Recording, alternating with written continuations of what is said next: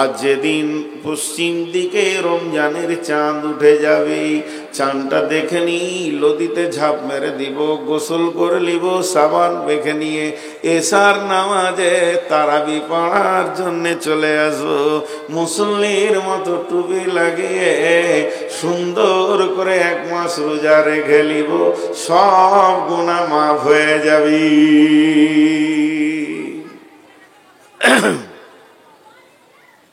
কথা বুঝাতে পেরেছি? এবার সারা বছর পাইকিরি হারে পাপ করব, ডজন ডজন পাপ, আর রোজা রেখে নিব, গুনাহ মাফ। আর কেউ এখানে একটাও আলিম, সারা দুনিয়ার কোনো আলিম বলতে পারবে না যে হাদিসটা জাল বা জয়ীফ, যেহেতু নবীজি বলেছেন, সেই হাদিস বুখারী।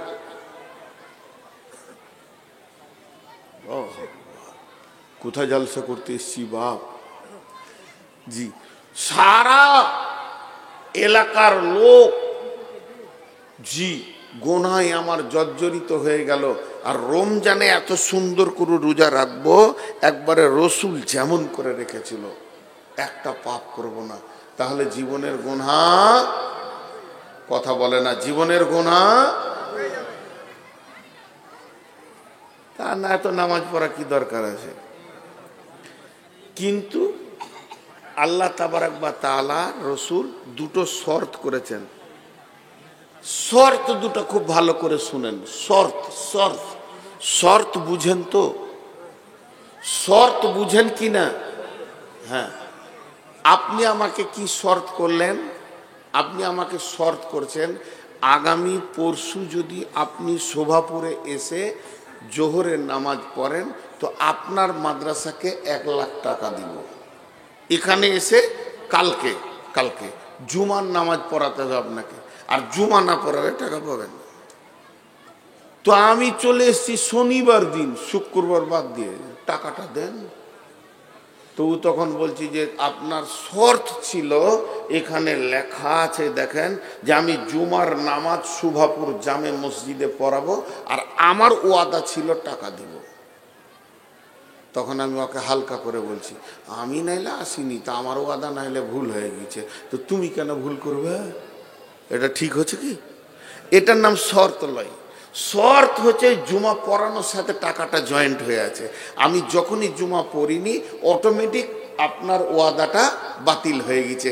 আপনি খুশি হয়ে দিলে দিতে পারেন, না দিলে আর আপনার গুনাহ হবে না। এটা বলে শর্ত।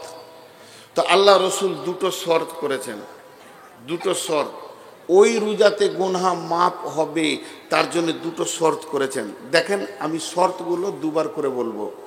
বিসমিল্লাহির রহমানির রহিম। মান সামা রমজান ঈমানাও ঈমানাও ঈমানাও ওয়া ইহতিসাবা ওয়া ইহতিসাবা ওয়া ইহতিসাবা গুফিরা লাহু মা তাকদ্দামা মিন জামবি। যে লোকটা রোজা রাখবে ঈমানকে ইহতিসাবকে সঙ্গে নিয়ে, ঈমান আর ইহতিসাব এই দুটি জিনিসকে সঙ্গে নিয়ে রোজা রাখবে, আল্লাহর নবী বলছেন, উম্মত তুমি নিশ্চিত হয়ে যাও, তোমার গুনাহ মাফ হয়ে যাবে। এটা কি বোতলের ভিতরে? এটা কি? কিন্তু আমি বলছি শরবত। যদি শরবত হয় এর সঙ্গে কি থাকতে হবে? চিনি যদি না থাকে, লেবু যদি না থাকে, তো ওটাকে কেউ শরবত বলবে? বলবে না। তো যে রোজাতে ওই দুটি জিনিস নাই, ঈমান আর ইহতিসাব, ওটা রোজা লয়, ওটা উপোস। ঈমান আর ইহতিসাব থাকতে হবে। এবার ঈমানটা কেমন? ঈমানটা কেমন? ঈমানটা কেমন? রোজা রাখছি, আমার গুনাহ মাফ হবে। আমি রোজা রাখছি, আমার গুনাহ মাফ, কথা বলে না? হবে না, হবেই, এর নাম ইমান। হাদিসের মধ্যে আছে, বান্দা যেমন আল্লাহর প্রতি ধারণা রাখবে, বান্দা যেমন আল্লাহর প্রতি ধারণা রাখবে, আল্লাহ বান্দার সঙ্গে ওই রকম ব্যবহার করবেন। অতএব বন্ধুরে, আপনার আমার ঈমান যদি 100% থাকে, তাহলে আপনার আমার রব আপনার আমার জীবনের গুনাহকে মাফ করবেনই করবে।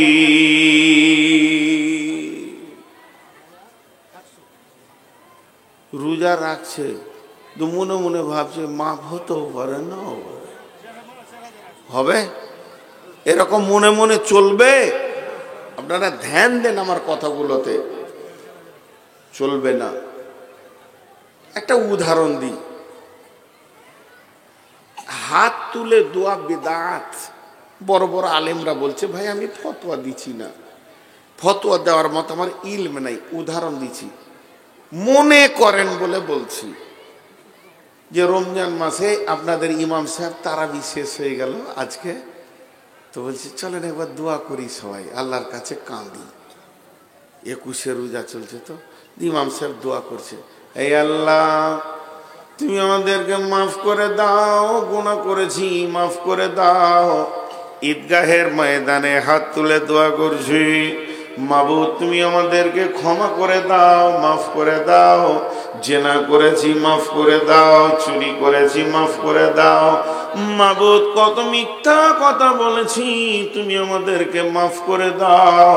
অঝোর নয়নে ঈমান ইমাম কাঁদছেন, মুক্তাদিদের ভিতরে মুয়াজ্জিন টুকরে টুকরে কাঁদছেন, বলছে আল্লাহ বেশক পাপগুলো করেছি মাফ করে দাও। এরই ভিতরে হাজী সাহেব কাঁদছেন, গাজী সাহেব কাঁদছেন, গায়ের মাস্টার সেও বলছে মাবুদ বেশক অনেক গুনাহ করেছি, তোমার নবী বলেছে রোজাতে গুনাহ মাফ হবে, এই আল্লাহ তুমি মাফ করে দাও, এই মাফ করে দাও। অঝোর নয়নে সবাই কাঁদছে। এরই ভিতরে আমার মতো এক বেঈমান বসে আছে, খালি অলসতার সঙ্গে বলছে আমিন আমিন আমিন, অলসতার সঙ্গে বলছে, আর মনের ভিতরে বলছে মাফ হতেও পারে না পারে। আল্লাহ বলছে এটা চলবে না, বিশ্ব নবী বলছে চলবে না। তুমি যেদিন রোজা রাখতে শুরু করবে, তুমি নিয়ত করে নাও আমার রব আমাকে মাফ করবেনই করবে। হযরত ওমর বলছেন, আসমান থেকে যদি এলান হয় সারা পৃথিবীর মানুষ জান্নাত চলে যাবে, একজন জাহান্নামে যাবে, তাহলে আমি ওমর সেই জাহান্নামীটা। কারণ কোরআন বলছেন ইন্না বাতশা রাব্বিকা লাশাদীদ, আল্লাহর পাকার বড় মজবুত।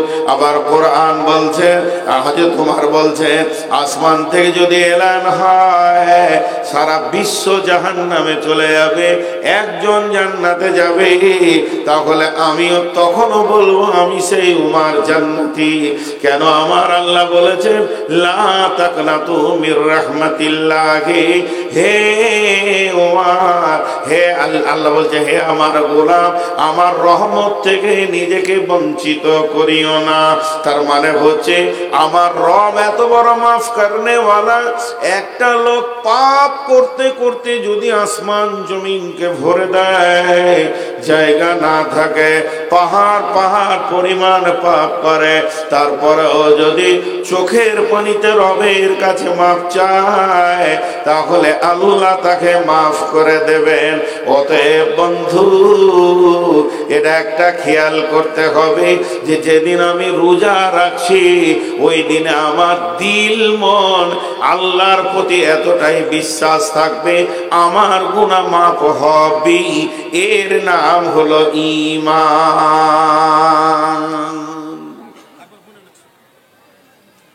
এর নাম ঈমান।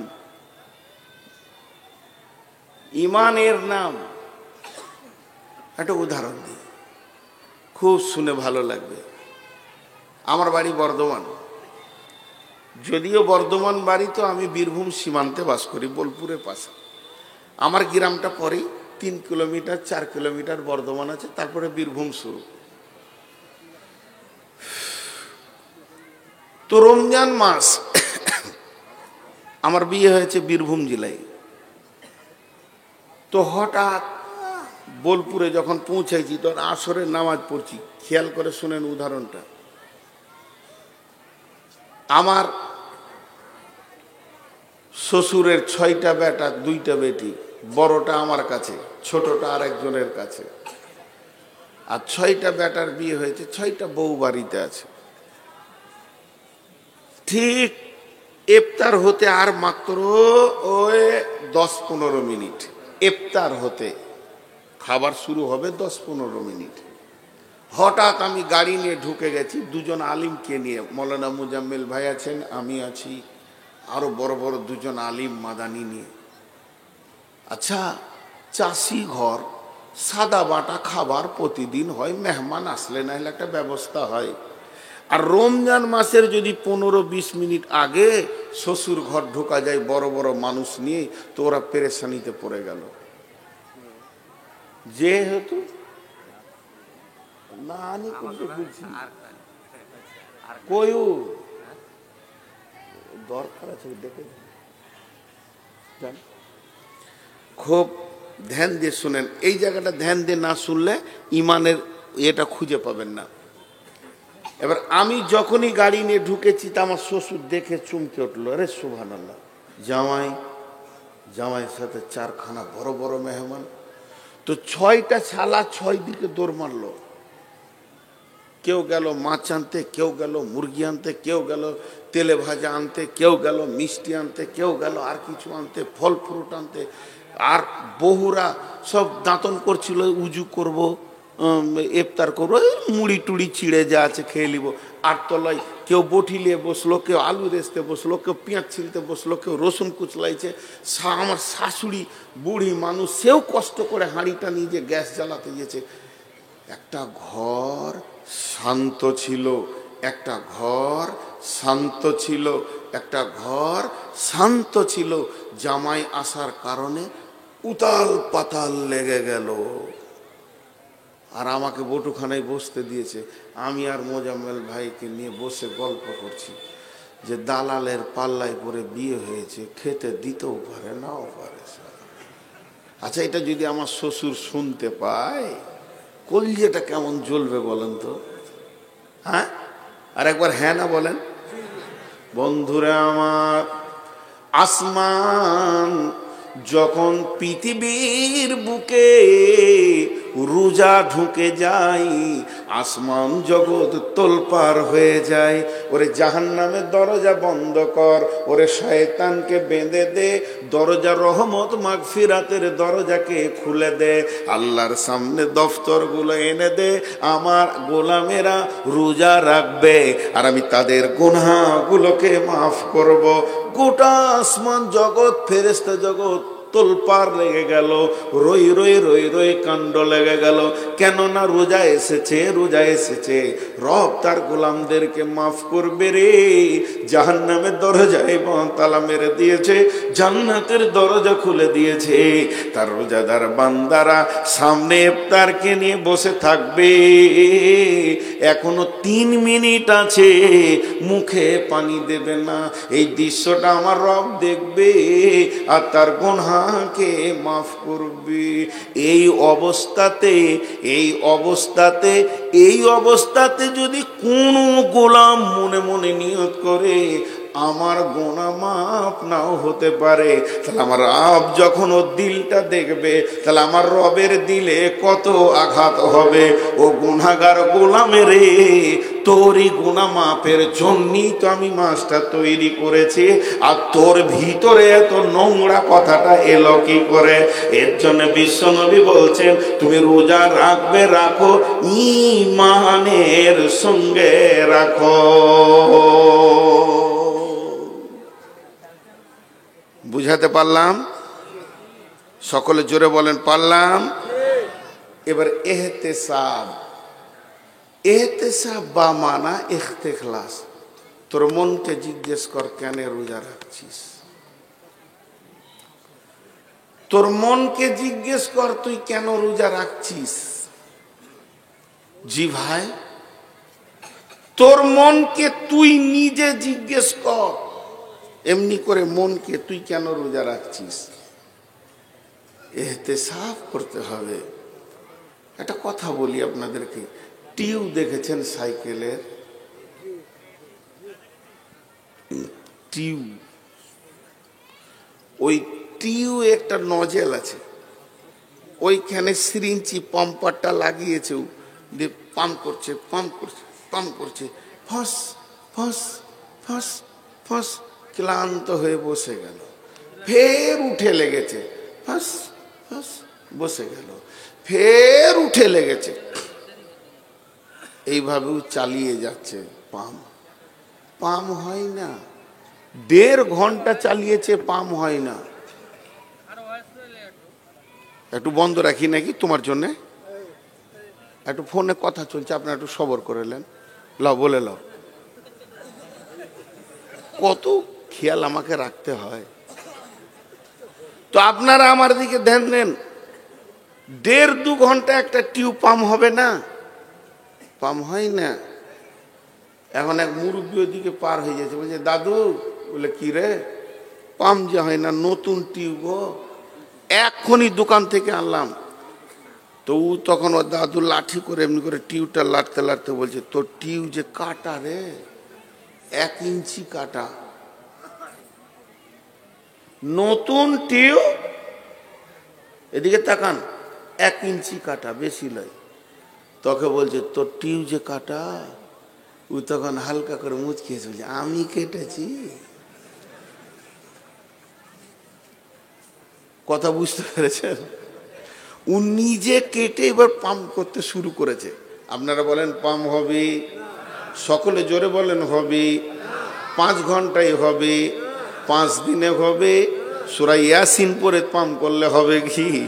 আয়াতুল কুরসি পরে পাম্প করলে হবে না। তার কারণ সারা জীবন যদি চালিয়ে যায়, কাটা টিউব পাম্প হবে না, নিজে কেটে পাম্প করতে লেগেছে। এর মতো বড় বৈজ্ঞানিক আর পৃথিবীতে নাই। আল্লাহ তাবারাক ওয়া তাআলার রাসূল বলছে ইহতিসাব মানে বা মানে ইখতিলাস, তার মানে হচ্ছে কিছু লোক আছে, আপনাদের এলাকায় আছে কিনা জানি না, এরা কাটা টিউবে পাম্প করে। কিছু লোক আছে তারা রমজান মাসের চাঁদ যেই উঠে যাবে, গোসল করে মসজিদ ঢুকে যাবে, যেদিন ঈদ হয়ে যাবে মসজিদ থেকে পালিয়ে যাবে। তার কারণ ও খালি প্রতিদিন গুনছে, আর 25টা রোজা, আর 20টা রোজা, আর 10টা রোজা, 25টা হলো 5টা রোজা, 28টা হলো আর 2টা রোজা। যখনই 30-এ চাঁদ উঠে গেল, বিড়বিড় বিড়বিড় করে মসজিদকে বলছে, মসজিদ রে অনেক আসা যাওয়া করলাম, মাফ করে দিস, বেঁচে থাকলে সামনে বছর দেখব, সময় পেলে জুমাতে দেখব, এখন চললাম ঈদগাহে গিয়ে দুপুদুপি করে নামাজ পড়ে নিল। আল্লাহ তাবারাক ওয়া তাআলার নবী বলছেন, তুই যে ঈদের পরের দিনে মসজিদ থেকে পালাবি এটা আল্লাহ ভালো করে জানে। অতএব তুই যে মালটা পালানো মাল, ভাগোড়া মাল, তুই ঢুকেছিস পাম্প মারতে, আর ওইদিকে 30 রোজার পরে টিউ কেটে রেখে দিয়েছিস। তোর মতো বেঈমান যদি 70 বছর রোজা রাখে, একটাও কবুল হবে না। এই মাল আপনাদের এলাকায় আছে?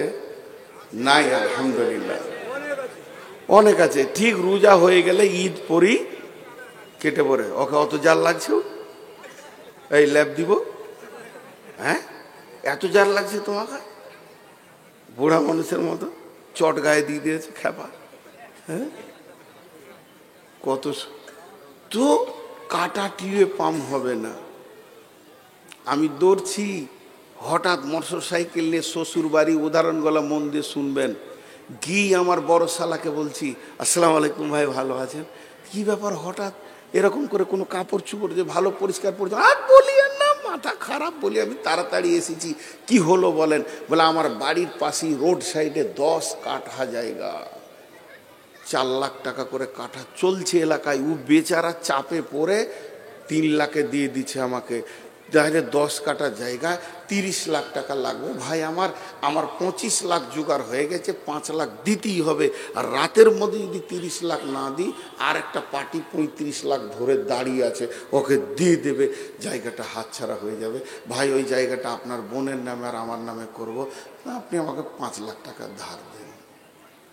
আজকে হলো বুধবার, কাল বৃহস্পতিবার জায়গাটাকে লেখালেখি নিয়ে ব্যস্ত থাকবো। শুক্রবার জুমার দিন কোথাও যাব না। শনিবার রবিবার বাদ দিয়ে সোমবার দিন আপনি ঘরে না থাকলেও আমি টাকা এনে ভাবির হাতে দিয়ে চলে যাব। আমার টাকা ব্যাংকে আছে, রাতে তোলা সম্ভব নয়। শালা তো মনে মনে ভাবছে যে যাজ্ঞা 5 কাঠা যদি ওর হয়তো 5 কাঠা আমার বোনের তো হচ্ছে, তো আমার বোনের তো একটু মজবুত হচ্ছে। ক্যাশ ঘরে ছিল, 5 লাখ দিয়ে দিলে। আর আমি খালি ঘন ঘন বলছি সোমবার দিবই, সোমবার কোথায় যাবো না, দিয়ে দিব। ওটা মুখে বলছি এখানে, আর ভিতরে বলছি টাকা দিয়ে দেখ রে শালা, কত সোম যাবে তোর। সোম যেতে যেতে তুই কবরে চলে যাবি। তোর বোন আছে আমার কাছে। এটা হচ্ছে কোথায় বুকের কথা। ও আমাকে টাকা দিল কেন, আমার এইখানটা বুঝতে পারলো না। মানুষ বুঝতে পারবে, পারলো না, টাকা দিয়ে দিল। কিন্তু একবার আপনি বলেন ও বুঝতে পারলো না, তা আমি যে রোজার পর থেকে পালাবো, আল্লাহকে বলছি খালি গোনাটা মাফ করে দে, তারপরে কেটে পড়বো। আল্লাহ কি জানে না?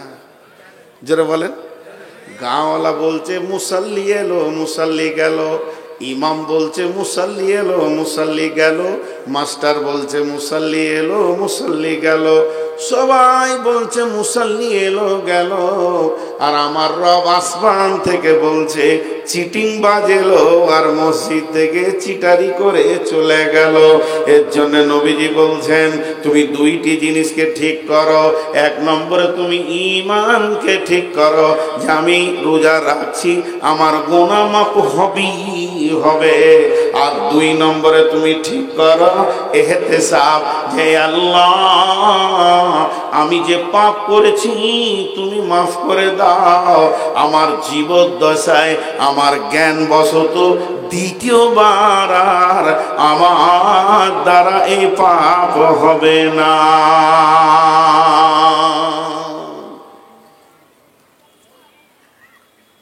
গোটাটাই রমজানের বায়ান করলাম।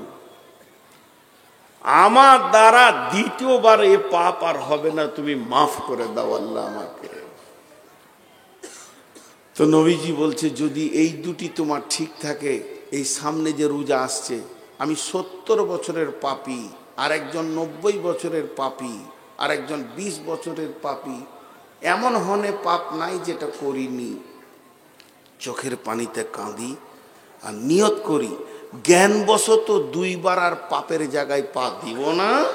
আল্লাহ তুমি আমার গুনাহ মাফ করো, তুমি করবি তো ওর মাফ হয়ে যাবে। কিন্তু মাপ চাইতে গেলে কিছু জিনিস মাপ হবে না, হাজার মাথা ঠুকলো। 1 নম্বর হলো যদি কারো জমিকে দাবিয়ে রেখেছেন, কেউ আপনার টাকা পাবে পরিশোধ করেননি, শক্তির বলে যদি কাউকে মেরে রেখেছেন থাপ্পড় গালে, যেগুলো আপনি অন্যায় করেছেন এগুলো মানুষের কাছ থেকে মাপ চাইতে হবে। যাকে আপনি টাকা দেননি টাকাটা ফেরত দিতে হবে। যার জমিটা জবরদখল করে নিয়েছেন ওটাকে তার কাছে রিটার্ন করতে হবে। এতগুলো না করা পর্যন্ত গুনাহ মাফ হবে না। আল্লাহ সব মাফ করেন কিন্তু ঋণের গুনাহ মাফ করেন না। তারপরে এমন কিছু পিতা আছে বড় ছেলেকে বাদ দিয়ে ছোট ছেলেকে জমি জায়গা লিখে দিয়েছে, কিংবা ছেলেদেরকে লিখে দিয়েছে বেটিদেরকে ফাঁকি মেরে দিয়েছে, এ গুনাহ মাফ হবে না। সারা রমজান কেঁদে মাথা ঠুকে দিলেও হবে না, ওই জমিগুলো ঠিক ঠিক রিটার্ন করে দিতে হবে, তবেই গুনাহ মাফ হবে। অতএব এই মাসটা হলো মাফের মাস, এই মাসটা হলো আপনার আমার জিন্দেগি গুনাহ মাফের মাস। জি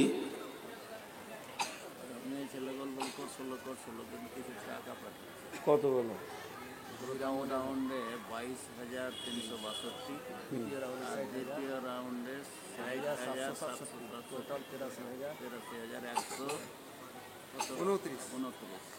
দুইবারে মেয়েরা 83,129 টাকা দিয়েছে। আলহামদুলিল্লাহ। হ্যাঁ, চিল্লাচিল্লি করেছে, চোপার জোর বলি টাকাটা দিয়েছে। দেন ও সামনে কেন, আপনি দেন, শুরু করেন। জি করছি। তো আমি আপনাদের কাছে বিসমিল্লাহ থেকে এই পর্যন্ত শুধু একটা বিষয়ের উপরে কথা বললাম, সেটা হলো রমজানের রোজা। রমজানের রোজা আমাদেরকে রোজা রাখতেই হবে, যারা আমরা ফরজ। এবার কিভাবে রাখবেন, কোথা কি আছে, সুন্নত আছে, অজিব আছে, এগুলো মুফতিদার ব্যাপার। আমি শুধু ফাজাইলের উপরে কথা বললাম। আল্লাহ আমাদের সকলকে রোজা রাখার তৌফিক দান করুন, জোরে বলেন। তো এই যে রোজার ব্যাপারে প্রায় 2 ঘন্টা হতে চলল, 10 মিনিট কম আমি যা বায়ান শুরু করেছি তাতে। তো এই 2 ঘন্টাতে শুধু একটাই জিনিস বোঝাতে পারলাম যে আমাদেরকে রোজা রাখতে হবে। জানেন, আমাদের ভিতরে অনুশোচনা নাই। ঈদ, বিশ্বনবী বলছেন যারা রোজা রাখে না তারা যেন ঈদগাহে না আসে। আর আমাদের এখানে কি সিস্টেম আছে আপনাদের জানি না, আমাদের বর্ধমানে যারা রোজা রাখে না তারাই আবার ঈদগাহে প্রথম হাজির। ওরাই আবার হুঙ্কার মেরে বলবে টাইম হয়ে গেছে, তাড়াতাড়ি করেন, কারণ ঈদটা শেষ হলে, যখনই নামাজটা শেষ হবে তখন বাইক নিয়ে, বেটি নিয়ে, পরের বেশটি নিয়ে রাস্তাঘাটে হিন্দু অন্য জাতির মতো রাঙা ভোজকেমা করে বেড়াবে। এর জন্য তারা তাড়াহুড়ো করে। হযরত উমর ডুকরে ডুকরে ঈদের দিনে কাঁদছেন। সাহাবীরা প্রশ্ন করলেন, আমিরুল মুমিনিন, খলিফাতুল মুসলিমিন, আজকে হলো ঈদের দিন, আজকে আপনি কান্না করেন কেন? আমিরুল মুমিনিন বলছেন, বন্ধু, তোমাদের এই রোজা কবুল হয়ে গেছে, তোমরা তো আনন্দ করবে, আমার রোজা কবুল হয়েছে কিনা আমি অনুশোচনায় আল্লাহর কাছে কাঁদছি।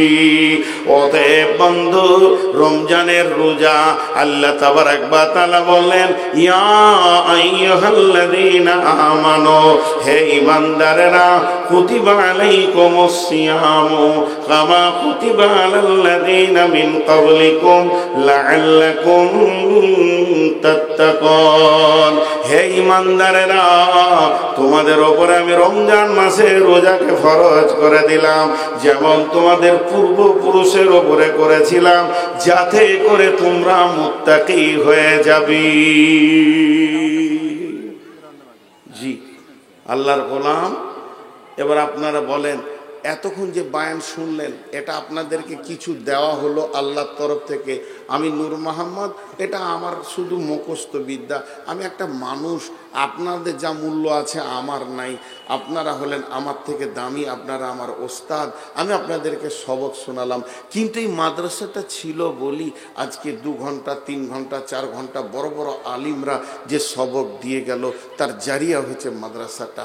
মাদ্রাসাটাকে বাঁচিয়ে রাখতে হবে। হযরত উমর ফারুক রাদিয়াল্লাহু তাআলা আনহুকে পিঠে বর্ষা মারা হয়েছে, বুক দিয়ে বর্ষা বেরিয়ে গেছে, মুখ দিয়ে দুধ খাওয়াচ্ছে, ক্ষত জায়গাতে দুধ বেরিয়ে যাচ্ছে, পেটে যাচ্ছে না। এই অবস্থায় একজন সাহাবী তাড়াহুড়ো করে আসছে, টাকনুর নিচে কাপড়টা চলে গেছে। হযরত উমর বলছে, ভাই তুমি আগে সুন্নতটাকে বাঁচাও, আমি মরে গেলে কোনো দুঃখ নাই, নূর মোহাম্মদ যদি মরে যায় কোনো দুঃখ নাই। মাদ্রাসাকে বাঁচিয়ে রাখেন, আমার মতো নূর মোহাম্মদকে জন্ম দিতে পারবে।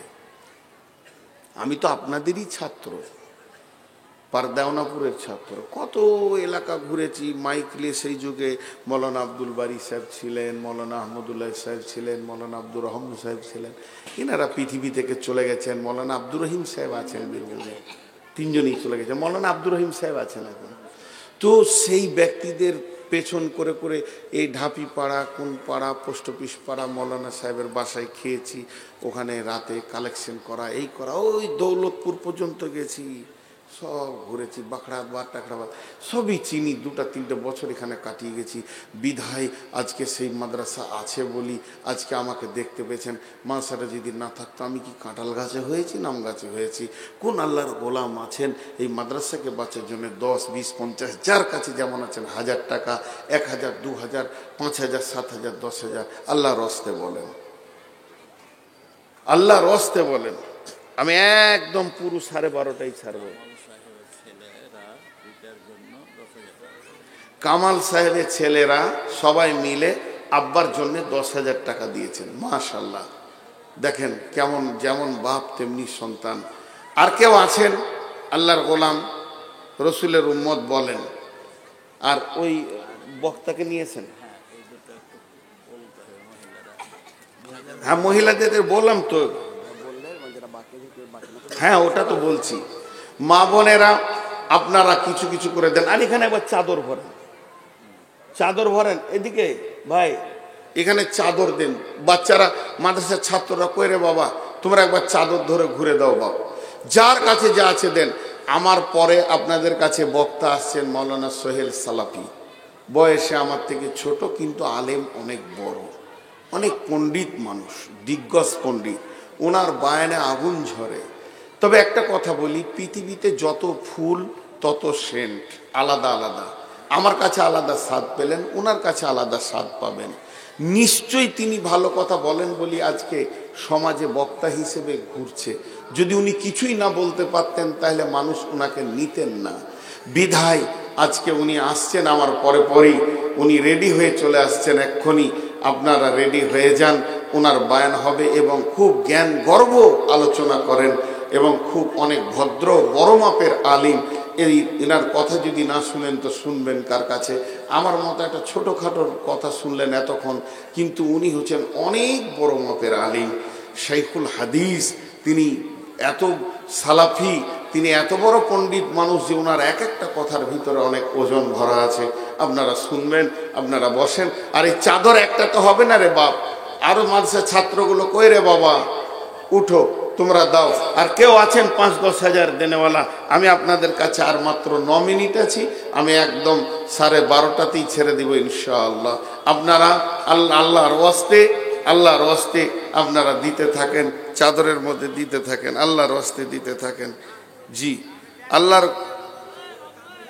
এইদিকে আরো চাদর দেন না ভাই, ছাত্রগুলো করে।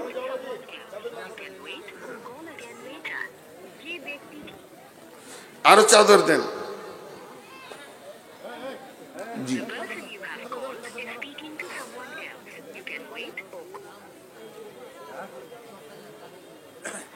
কি নাম?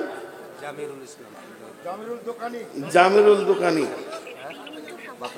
হ্যাঁ কই কোনটা? এই জামিরুল কত দিলেন? মা বাপ আছেন? কত দিলেন ভাই? 10,000? তো আরো কিছু দেন, আপনার আল্লাহ অবস্থা দিয়েছে। আমি খুব চাপাচাপি সবাইকে করি না। তো আপনার যেমন আছে মানুষ, হযরত ওসমানের কাছে বারবার লোক পাঠাতেন রসুল, কেন? মাল আছে বলি। আপনার আওকাত আছে, 20 করে দেন, 10 কি কিছু করেন। হ্যাঁ আচ্ছা ঠিক আছে, একটু বাড়ান, কিছু 15 করেন, ইজ্জতটা রাখেন।